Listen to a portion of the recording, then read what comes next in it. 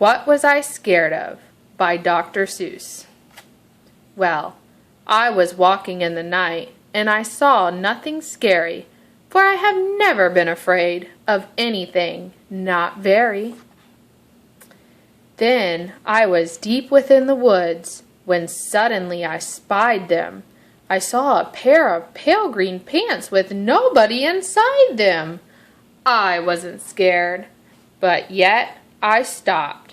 What could those pants be there for? What could a pair of pants at night be standing in the air for? And then they moved, those empty pants.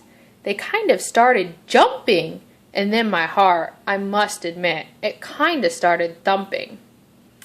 So I got out. I got out fast as I could go, sir. I wasn't scared, but pants like that I did not care for. No, sir.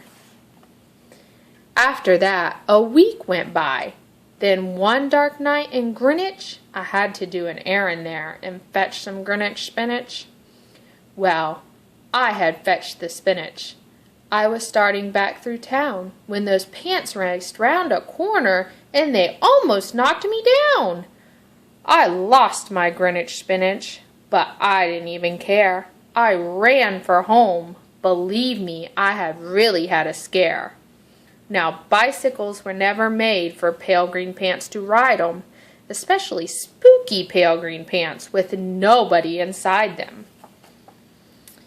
And the next night, I was fishing for doubt trout on Rover River when those pants came rowing toward me while I started in to shiver.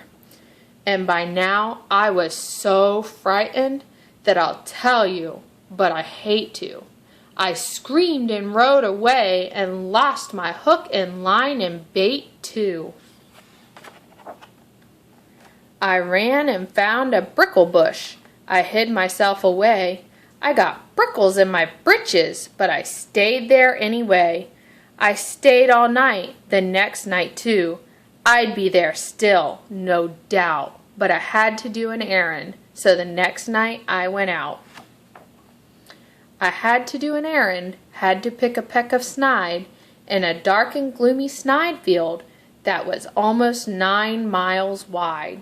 I said, I do not fear those pants with nobody inside them. I said and said and said those words. I said them, but I lied them.